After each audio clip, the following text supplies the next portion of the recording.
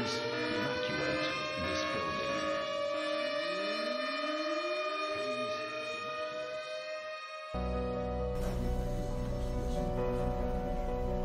So I see mandibular pressure there, obviously parasympathesis coming down.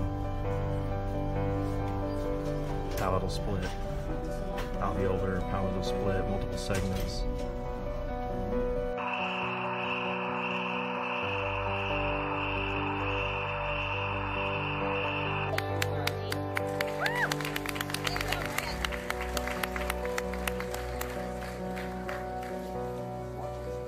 Hurricane, dude, you're fucking memorable. That beautiful face, dude. I could draw that shit. If I ever someone said that you did some crime and they needed a drawing of your face, I could totally tell that crime detective exactly what you looked like and who you murdered. I would be able to do that instantly.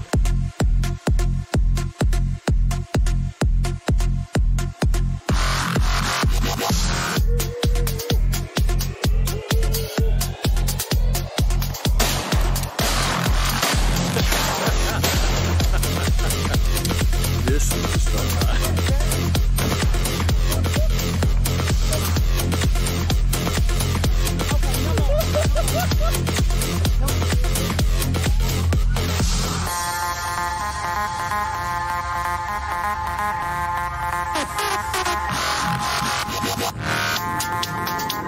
I hope you are ready.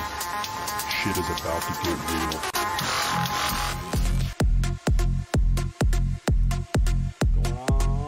What's up? What's up? Alrighty. Let's focus, okay? Let's focus a little bit. Let's get a little focused here, okay? A little craziness to start with. What is going on, guys? Welcome to the stream. Welcome to another stream. Hurricane MD here. We got I almost didn't even do it, man. I'm not gonna lie to you. My wife was in there watching some movie. I wanted to get on that. That's okay. It's all right. We're here. No, I'm kidding. What I want to do is there's a few things. I want to go over. First, I kind of want to do just like a little medical talk, like I normally do during the beginning of the stream, and then we're gonna switch over to CS, obviously. So we're gonna do some of this, and then we're gonna hop on that and go from there. You know what I'm saying? We have. You should watch a dude called We're Going to Lose. Sebas, who is that, and why should I watch them?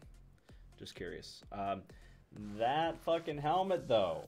See, I like how you completely focused on that helmet there. You know, that was the most important part of that. No, but I'm glad you get to see some of that intro action, dude. Let me know what you think. You know, obviously, I might take that out and put it as an like an interlude kind of thing for Be Right Back stuff. I had mixed messages. I had actually I had a surgery, like a endoscopic surgery on that video initially. It was more medical related, and then people were like, "Ew, gross! Oh my god, that's the most disgusting thing I've ever seen." I was like, "Whoa, okay." So we got some queasy people out there, so I took that out. But you know, I just made it crazy as hell. Put all my crazy. My wife looked at it and she's like, "So you basically took all the crazy moments of your life and stuck them in one video?" I was like, "Yeah, pretty much." But anyway. Yeah, dude. Grizz, what's up, buddy? How's things going? I am curious. Let me know. YouTuber, it is funny. I'll pull him up. I'll pull him up. I don't know. Is he anything related to medicine at the beginning? If not, then I'll probably pull him up in my own time. But you know, you fuck with it. There you go.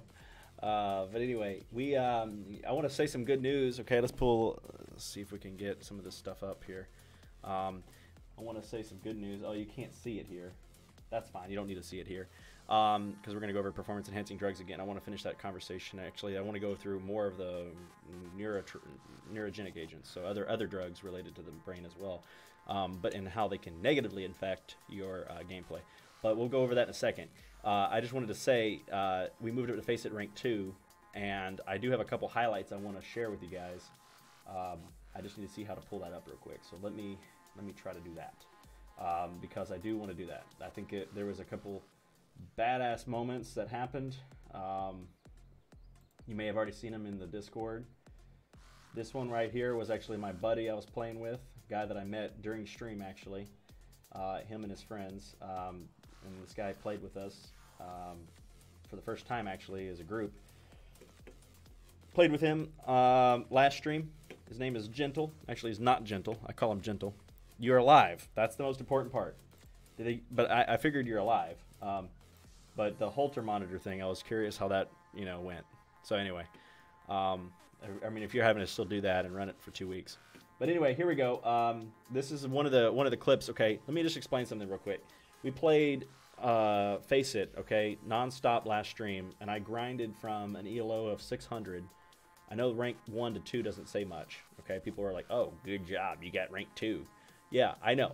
But my ELO was almost 595. It was like 599, something horrible. It was like right at the 600 mark. I don't think you can go lower than 600 is why it kept me at 600. I think that's true. I could be wrong. But anyway, it was really low. And to get to ELO of 800 in one stream is fucking honestly badass. That's 200 ELO at points I picked up. And I was not hard carried, okay? There was a guy I was playing with which was consistent, okay? He would consistently be in the middle or top tier on the team, middle to top on the team. But he was not a hard carry in the sense that, now you might hate me saying that because he's going to be like, "What are you talking about? I'm not a hard carry, bro." But no, I mean, we all put our work in, okay? But this is one clip from him. I want to show that real quick. This is, we ended up winning like 8 games, I think, and one of them we lost. Only one of them we lost on Dust by like 6 rounds, and we were hard carrying some guy in 5th place. He was like 1 in 15. It was too much. It was just too much. And he was, the worst part was not his kill death. The worst part was that he wouldn't listen. Like, we would say run through the doors into the B site for Dust. You know, we got to go through upper tons to get into B site. We got to go. I'd flash in and I would run in. I would shoot at the first guy, and everybody was behind me, and it was supposed to be him. And I'm like, what the fuck? So that match we lost, but the rest of them we did very well on. So let me just show you this. This is one of the replays. Teammates arrived in time. Of Gentle. He's going by.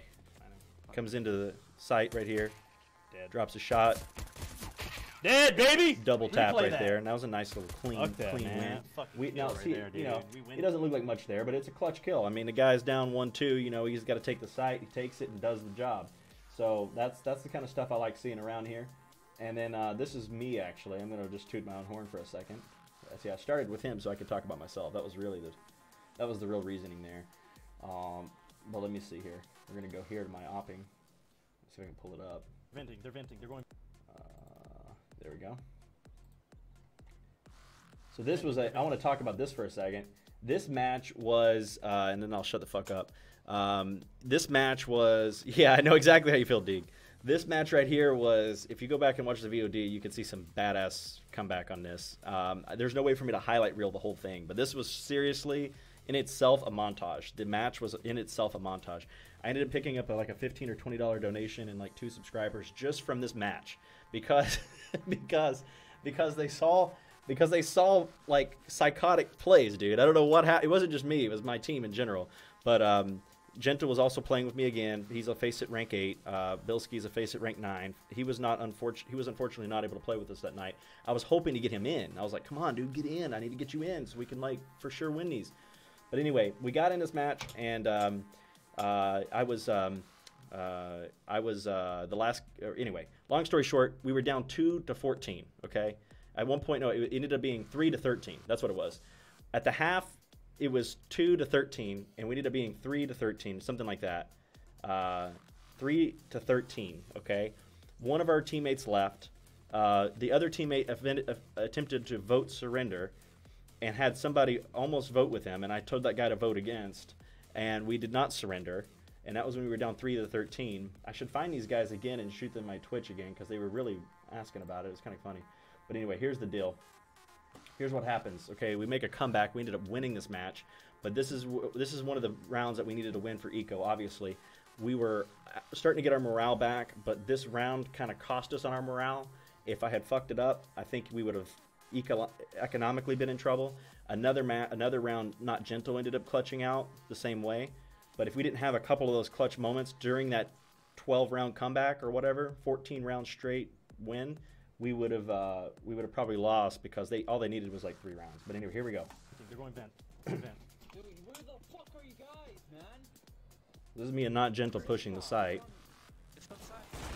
And I fucked that up. I should have hit that guy. Gentle goes down I'm dead. on the bot.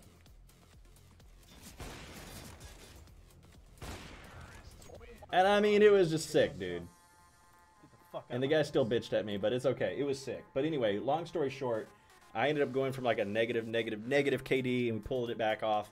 It was, dude, it was, I'm not trying to toot the own horn. I'm just trying to say it was one of the best matches I've ever played in, and I loved it. It was great. I wanted to show you guys that. So anyway, we're done there, okay? I want to focus now on winning more. So we're at Face It Rank 2 now. We've moved out from Face It Rank 1, and it's a real 2. It's not a fake 2. You know, before I was a fake 3, and we fell down to 2 and then to 1 because it didn't know how to rank us. But now we were legitimately ranked at 1. That's where we deserved to be at the first time. And now we're up to 2. So we're moving up in the world, and hopefully we'll go up even more. Today I'll try to get some more matches in. I'm going to do a lot of warming up, but not a lot of tactics and stuff. I think I just need to grind out some wins is what we need to do. And yes, tactics and stuff matter. However, I feel like we have that mentality in our own ranks to move forward. It's only when we're playing people above Face It Rank 6 that we end up running into problems with team play. So that's where I'll have to start, you know, tightening up the belt with who is playing with me and kind of what is going on in my own abilities, you know, and just knowing things and pre-firing and doing all that shit. Dude, that's unfortunate. You lost all your coins. Anyway, so I want to go over quickly on performance-enhancing drugs for anybody that's kind of following us for the medical talks. I understand that we had some new dudes that came in. I do want to say I appreciate Hamuda for his follow from the medical talks, 3 Girls, 1 Channel, Kentucky Gal, Red Cat Alpha, and Kid Roger, and Fred Salad. All you guys came in during that time, so I do appreciate all that. But here we go. So what I want to go over is performance-enhancing drugs. Specifically, you know, we had talked about real quick, and I'm going to run this to about 10:30, guys, so it's 10:12 right now.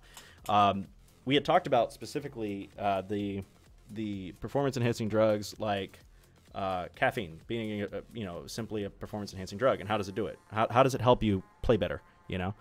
I went over a little bit about Adderall, I think. I said something about that. But we haven't really talked about things that can make things worse. Specifically, certain medications can make probably your gameplay worse. Obviously, there's medications that make you tired and sleepy and all that good stuff. But then there's also what people don't understand is that if you are taking things like drinking, okay, if you're drinking, if you're smoking a bunch of weed, truthfully, they're not going to help you out.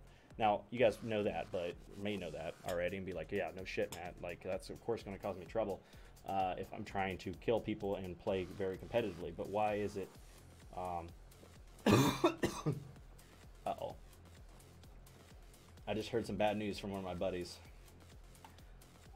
I'm not going to name names. I'll let him tell himself out if he does, but one of my buddies gambled some CSGO skins. He gambled over $300 worth of skins and lost it. So, that's unfortunate. Don't gamble your CSGO skins, okay? Remember that. Remember not to do that, okay? I don't know what else to say. That's not a good call. I'm sorry, dude. I'm sorry that happened, man. Anyway. Okay. So, anyway, this article, this guy went through this like, oh yeah, tell me about this, you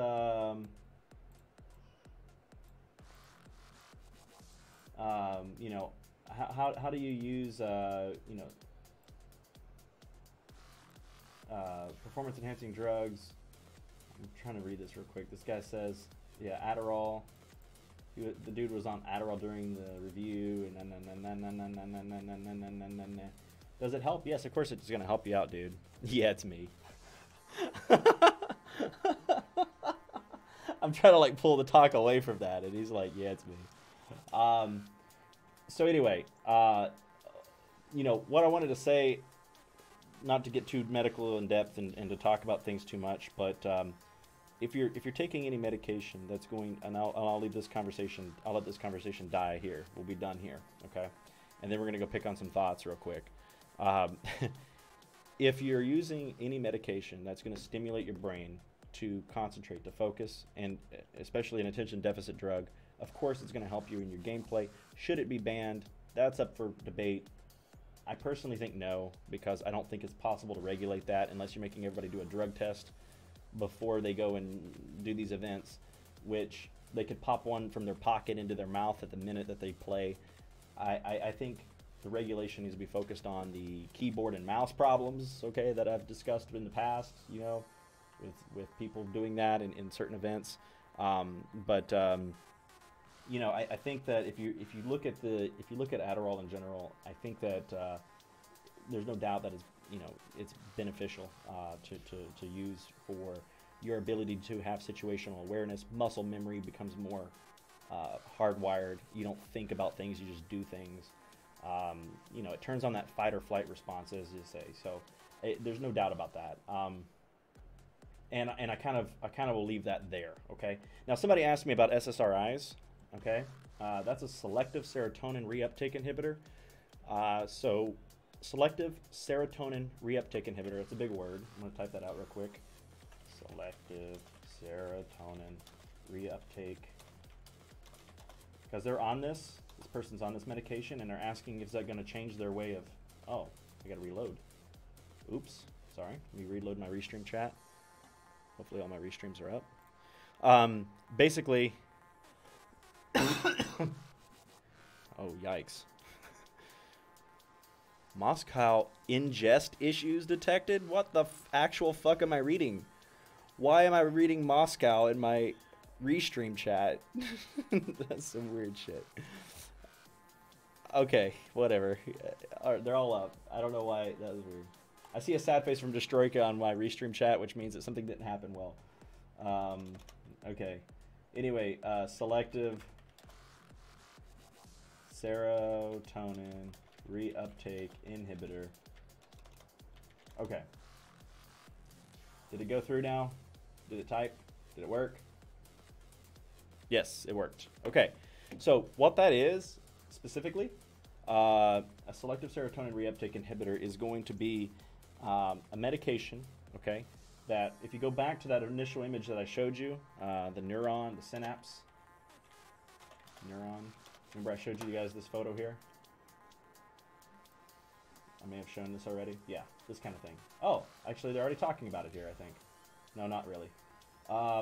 Let's see. Can you really see that image though? No, you can't. Can you see that image? No, you can't. I really need to just get my own PowerPoints put together and be done with it, you know? I'm being lazy. And so I'm having to do it using Google. But anyway, here we go. So if you look at this image here, okay? This is perfect. This is actually perfect. I can describe every drug really quickly here, okay? So you guys ready? You ready to listen? Because I'm done with this after this. I'm done. All right. Caffeine. How does it work on your brain? Why does it work? Why does it help you in gaming? Why? And caffeine specifically meaning Rogue energy drinks, Red Bull, caffeine from espresso coffee, and G Fuel. Okay, they're all the same shit. By the way, G Fuel and Rogue Energy are weaker than Red Bull from personal experience. But if you had to compare them, they're all similar in their ways. G Fuel and Rogue Energy and this garbage that they're pushing out to call it gamer energy and this nonsense, they're titling it gamer this, gamer that. The truth is that it's nothing more than caffeine in a water, right? That's all it is. So when you look at this, okay, when you look at this, you put your you put your caffeine in. What caffeine does is caffeine is an ADP, adenosine diphosphate receptor blocker. Okay, now you can Google that, but what that means is that it's going to stop your brain. Your brain has two different types of receptors: energy receptors and receptors that say I have no energy, receptors that say I have energy, and receptors that say I'm tired. Okay, the receptors are open arms. They're like, hey, give me one of your molecules to tell me which one. Is it yes or no? It's like binary code. Is it on or off? Am I tired or am I not? These receptors sit down here, okay, on part of the postsynaptic neuron, okay, or on one of your parts of your brain. Let's just think of it that way. Just one of your brain cells, okay. And the receptor for being tired, ADP, okay, the receptor blocker or the receptor ADP receptor, adenosine diphosphate. Again, I'm going to say ADP receptor, okay? The ADP receptor sits right at this area here, which you can't see me clicking because this damn screen is messed up. Okay, there. And so it sits right there, and it's saying, please tell me I'm tired. Please tell me I'm tired. Like, give me some information. And if it doesn't have any information, it's not tired. So your brain's awake, okay? Your brain stays on for whatever level it is, whatever normal level is for you, okay? That is open arms like this, waiting to find out if it's tired or not. If you use energy, ATP, and it turns into ADP, that ADP goes to the receptor here, okay? Goes to here. It goes to the receptor, and it says, I'm out of energy. ADP, okay? Goes to that receptor. Once it goes to that receptor, the receptor says, thank God you told me. I knew I was tired. And it tells the rest of the brain, hey guys, we're tired. We need to go to sleep. Okay, we're tired. Let's get tired. Okay, that's what happens. But caffeine. Caffeine comes in, grabs the ADP, the molecule, before it gets to the receptor, and it says, no. Holds the molecule. Caffeine comes in, no. Holds the molecule. While it's floating around between the two parts of the brain, okay, the two connections. So it stops it from ever getting to the point where it can tell the brain, you're tired. Yes, you're tired. Even when you're on caffeine, you're still tired. You've been using energy. You're tired. But your body doesn't know it, okay, because it isn't being told it. You're not being allowed to be told that. And if you take enough of it, then you feel awake, but you're not really awake. It's just things haven't been turned off, okay? So that's how it works, okay? So now, as for like Red Bull, Monster, you know, certain things that jack up the vitamins, those do it through a different mechanism with B12 and through the liver. That's my theory, at least. I don't think anyone's actually broke this down. I probably can look into it and see and find out for you. But there's more components to, obviously, energy drinks than just caffeine. So I do want to be fair in saying that. But the caffeine component, okay, of anything that's caffeine pill, coffee, whatever, that's how caffeine works, okay? Now, we're going to talk about real quick how Adderall would work. Why does Adderall work better? I feel like I'm sitting here selling Adderall. How does Adderall work better? It does, okay? I'm not going to lie to you. It does. If you're a competitive esport player and you're trying to win millions of dollars at an esport event, you goddamn right I'm taking some Adderall. Why? Because it depends on what level your brain is in. You don't want to take too much because then you're psychotic and you're cracked out. You don't want to be cracked out. You don't want to be crazy. You just want to be super alert, as if you're going to get shot by some dude. If I was thinking if I thought a guy with a real AK-47 was about to walk through that door, okay, and be like, you know, and point a gun at me and go like, "Buligala! Buligala!" And I thought that motherfucker was coming. And he was like screaming some shit in some other language, and I don't know what he was saying. If I saw that guy rolling through the door, my brain would be really awake, okay? My sympathetic nervous system, which we're not going to dive into too much detail on, but my sympathetic nervous system would turn on. My eyes would dilate because of that. My eyes would open up. My heart rate would go up. My blood pressure would go up. My fast twitch muscle fibers in my muscles, okay? They would be fully energized, ready to go. I'm not going to get into detail on these things right now because I don't want to bore anyone. But the thing is that I would be ready to fire off everything I got in my fist, everything I got in my feet, everything I got. Because I'm in what we call a fight or flight. Fight or flight response, okay? It's a sympathetic response. That's going to happen if a guy walks through the door and tries to shoot me. That is fueled by norepinephrine. Well, not really. Sorry. Disregard what I just said. It's fueled by, in the system of the body, epinephrine. But it's also fueled in the brain by high levels of dopamine and mainly dopamine. That's a fueling driver of the brain component, okay? But the thing is that, and MDMA, okay, which is a certain, not the Molly, okay, not like Molly drug, but it's a certain neurotransmitter in the brain, okay? That is turned on, okay, way up, like, hey, fuck, let's go, all right? Well, that is not going to be, that's a turn-on stimulant, okay? That takes a regular connection that I just talked about between one neuron and another, and it says, okay, not only are we going to turn on this neuron pathway, okay? Not only are we going to turn on this, not only are we going to allow this pathway to continue, caffeine just lets it continue because it tricks the brain. It lets that pathway continue. It lets you stay in the state of consciousness that you're always in, okay? What Adderall will do is simulate a fight or flight response. It simulates a fight or flight response. It takes your brain to the next level, and it actively pumps out actively pumps out dopamine into this synapse, okay?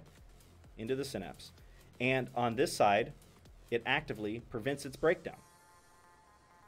Prevents its reuptake, prevents it coming back into the cell, meaning it forces it to be in that area to be used, and so it actively pumps it out, and it actively stops it from being broken down.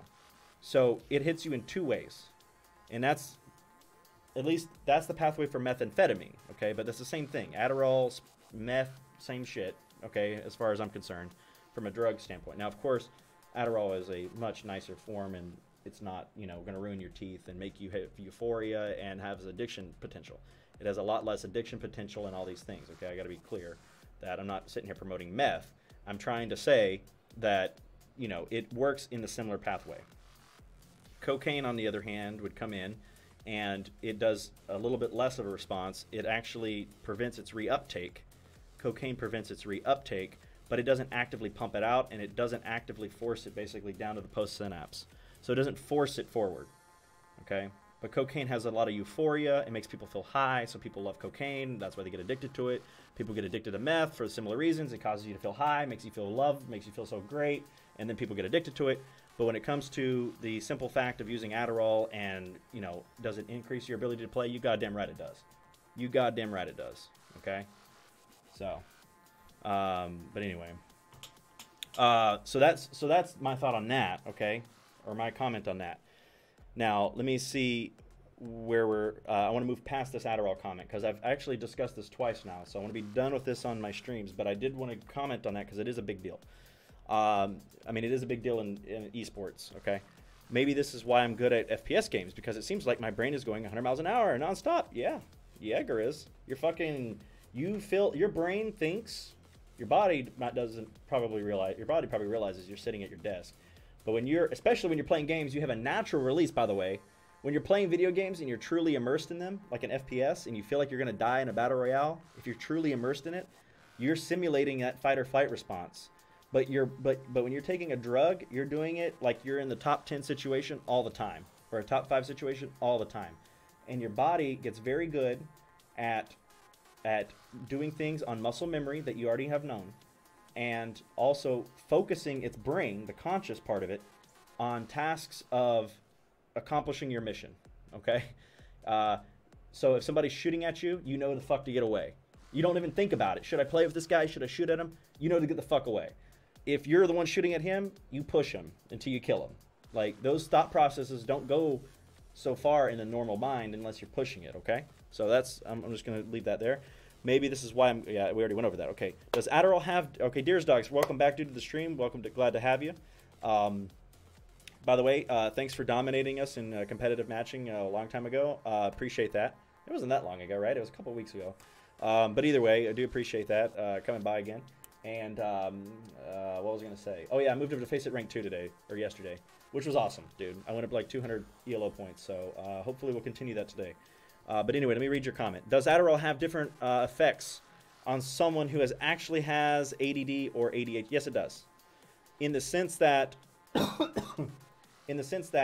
somebody that has attention deficit, I'm glad you brought that up. Somebody that has attention deficit, okay?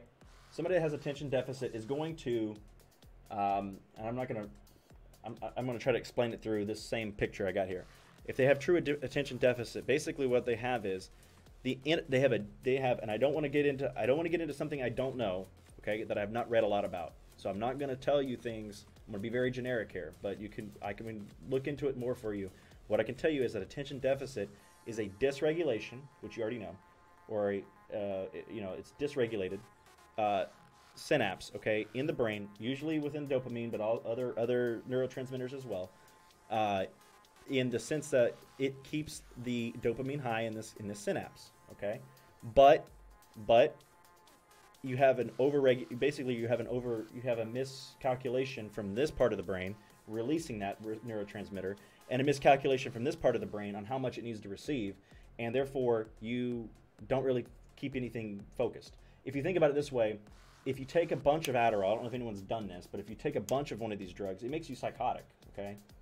It makes you like almost psychosis. it makes, I've seen people on it, okay? It makes them nuts. Like, they fucking start seeing things. They start, or let's not go that far. They get to the point where they can't focus, okay? Oh my God, this, that, blah, blah, blah. Okay? It's a similar effect. If you're in attention deficit, you have, you're dysregulated, okay? So this pathway is firing too fast or firing too less. It's not appropriate. When you take a drug like this, it regulates these receptors, right? It forces these receptors to behave at the same time, the same way. That's what I'm trying to say. It forces these receptors to perform the same way at the same time. The same thing on the inside of this brain. Release at the same time, absorb at the same time. And it works on a very structured way. It forces your brain to be awake at certain times, and you turn it off at certain times. I bet you when you're told to take your Adderall, it's in the morning, okay? You take it during the day. You go to sleep at a normal time. This is also, it's another medication that helps with, staying awake during the day. Okay, if people have daytime sleepiness, they will sometimes prescribe Adderall for it. Sometimes they, meaning psychiatrist. I'm not a psychiatrist, but they will do that. Okay, so you just need to understand that this is it can be used differently, or it does do different things. Let's put it that way. But it does the same thing in the sense that it keeps you focused. Okay, so it does the same thing in keeping you focused. And somebody that is already really mellow, it's going to focus their ass up. It's going to light a fire under their ass, okay? So that's the difference. Anyway, cocaine, it can mellow you out. The Miami Special, yeah, man. But the thing is, my body does that regardless, even without Adderall. Grats on the rank 2, pretty good for 100-ish hours. Yeah, dude. When people snort it and trip is what I have seen. I've not snorted Adderall, or I've not seen anyone snort Adderall. I'm sure that somebody has done that, and I'm sure it has been done, and I'm sure it does get done. Although I've never had anyone admit that to me in a hospital setting. But what I can tell you is that, yeah, that would definitely have a quick effect, no doubt. Now that you are explaining that, it seems I might actually have that. Oh, well, yeah. We all can have things, though. I have to look into that, but I love you have to tell me a little bit more. I love we are talking about this because that is a lot of stigma around these drugs in the medical field. No. I don't have there's no, look, Adderall could be used or abused, right? It could be used or abused. I truly think, you can call it abuse, but I truly think that people are going to use it in an esports setting, and it's going to make them perform better. I truly think that. There's almost no question in my mind, okay, that if somebody on Adderall versus when someone's not on Adderall, they're going to perform better on Adderall if they take the right dose, okay?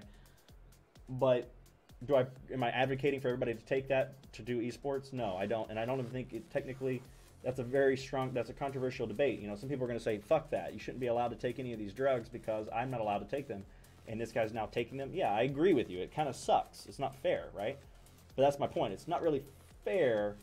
It's up to you to say, hey, should it be allowed or not? I don't really think that they should be fixated on that, per se. They need to be fixated on keeping the tournaments regulated, that kind of stuff. You know, the keyboard, mouse shit that I've talked about in the past. But, you know, if you want to go through if you want to get into the drug level of things, it should be limited just like any other sport, okay? Like fucking Lance Armstrong taking EPO didn't admit it until after he was well done with the Tour de France, you know? If you're going to allow it across the board. But the problem is that you are going to run into people not being able to be prescribed it because they really don't have a problem, other than the fact that they could go lie to a psychiatrist and say, hey, I got a sleep problem or whatever, and then they could get prescribed. But is that really fair? You know, that's a debate. I personally think that if you stop it across the board, you're also being unfair, though, to the person that truly has ADD, or that truly has daytime sleepiness, or that truly has these problems that really may truly exist, and they do exist. And now you're putting them at a disadvantage from being an athlete, right? Or an esport athlete, as you would say. So you know, it's tough. It's tough because I promise you, I can get a letter written from a doctor. I could get a letter written from a doctor saying that I need Adderall, and that doctor could send that letter to the esport organization, and that esport organization would have to approve that drug for me, unless it's completely disallowed in their policy. So that's tough, you know. I don't really have a strong opinion one way or the other, because I'm not sitting here reading the regulations on esport and the like. But I can tell you that the people that are on it are definitely going to be able to do better. Okay. Now, people that are on SSRIs. I want to finish that comment because somebody mentioned this. Somebody asked me this earlier in the stream. They said, "Hey, bro, you know, I take an antidepressant. Antidepressants are selective. One form of them is selective serotonin reuptake inhibitors." Okay. They asked, "Does that make me perform worse?" In some ways, yes. I would say yes to that. The answer would be yes in some ways. Now we could do a test on this. We could do a real science test and actually have people that are on antidepressants take their medication and then not take their medication and see, or I mean, and take. Sorry, you can have a control group where you have some people on SSRIs and some people that are not, you know, and break it down for depressed people versus not depressed people, and then depressed people versus themselves. Basically, you could do all this stuff and break it down and prove it. But so I'm talking from anecdotal knowledge, but yes, I do think it probably makes it harder for you to do well. Unless you are depressed, very depressed, then maybe it makes it a little better in your gameplay. But here's why, okay?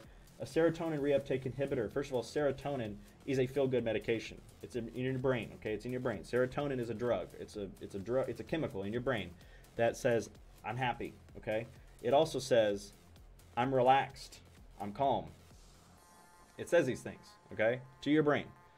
You don't want to be relaxed and calm in general when you're getting shot at by dudes in a game. It's not a, it's, oh, well, I died. Oh, well, you know, you do not want to hear that from your teammate when you're in CSGO.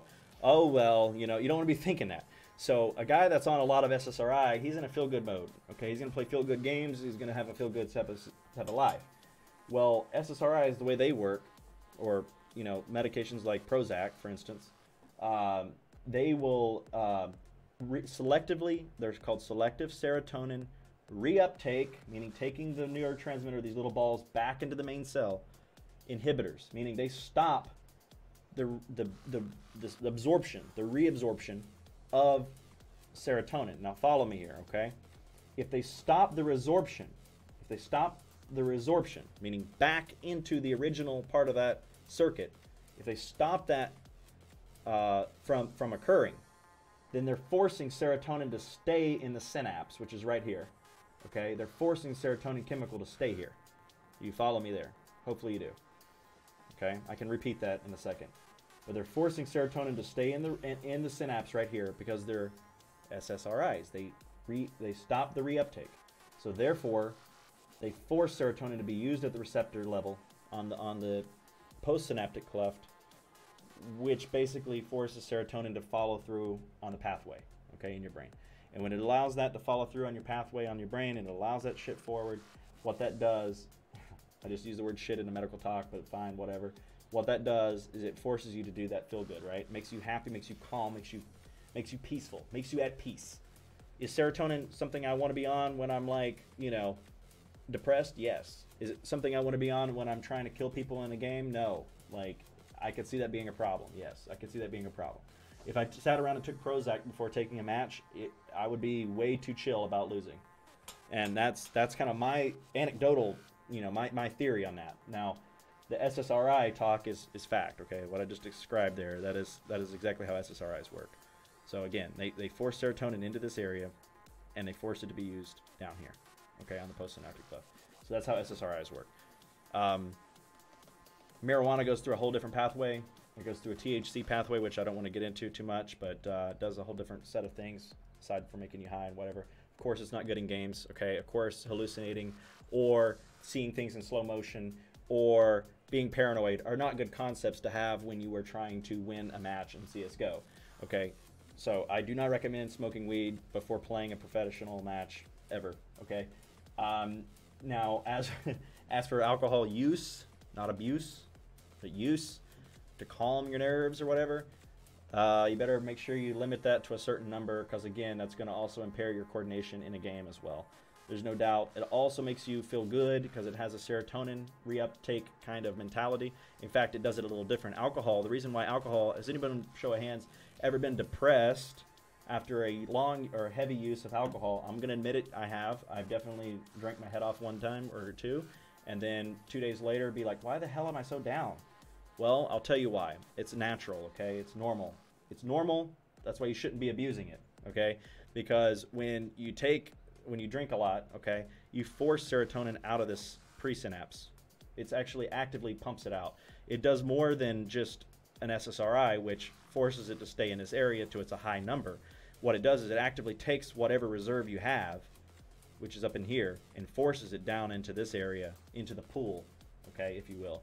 It forces it out, and when it forces it out, whatever happy medication you had ready to go no longer exists. So 2 days later, you're low. You're low because you're low. You literally are low. So the way you can combat that, the way you can combat this, like, post-drink blues, or post-drink abuse blues, I should say, to be totally correct. The one way you can prevent that, which I have also been guilty of doing to chemically balance myself, you work out like a crazy man. You work out like a crazy man or woman. Kentucky Gal, how are you doing? Welcome back to the stream. Working out like a crazy person increases your endorphins, increases your serotonin stores, facts, okay? And therefore you can quickly get over that little post-drinking blues. I don't recommend that, okay? That whole, like, drink a lot, beat down, day later, work out real hard. I don't recommend doing that. I'm just telling you that's one way to prevent that.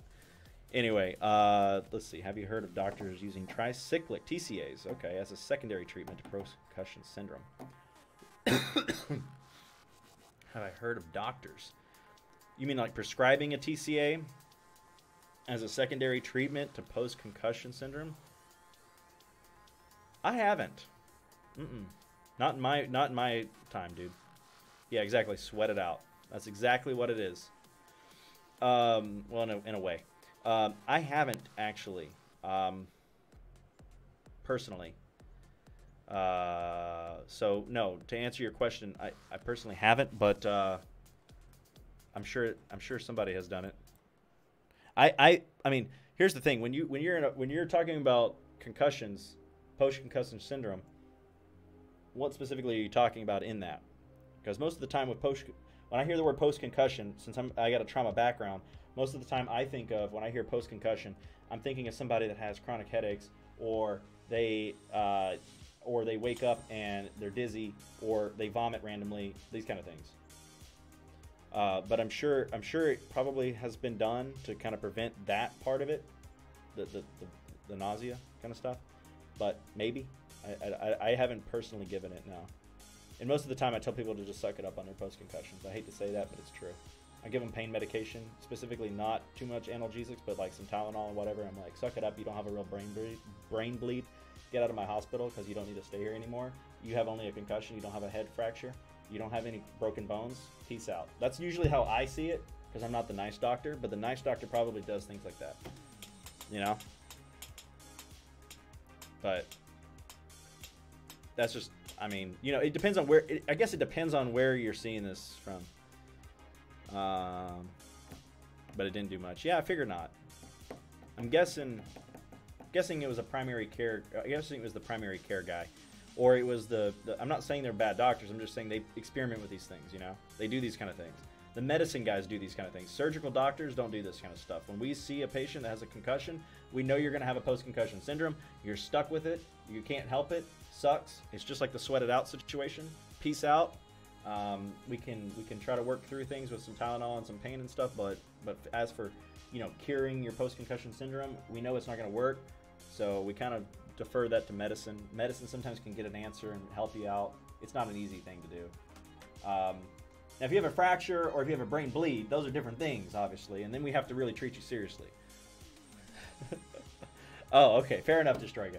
Well, I'm just telling you, I'm remembering back to the days when I would have patients come in on my trauma list, and I would work the morning after getting that list, and my list would have 40 patients on it. And if I went through a list of those people that came through the night, and I saw a guy that had concussion, but I saw no fractures, no brain bleed, CT scans are negative, that guy was out of my door. He was bye. And I don't care how much he cried about it. He was bye. Or her, bye. Sorry, I know that sounds really mean. But then if they had like a brain bleed, or if they had, if they were not really there, if they were neurologically, like, you know, out, asleep, intubated, whatever, of course I couldn't do anything about it. I would work on trying to get them to a better level and awake and alert and happier. But as for being happy before discharge, my happy before discharge rate was less than 30%. I would say, yeah. I don't think I had many happy before discharge people in trauma. That's really difficult. That was about 25 to 30%. Yeah, probably. But I mean, healthy enough to walk before discharge. Healthy enough to walk before discharge. Oh man, that was somewhere around 60%.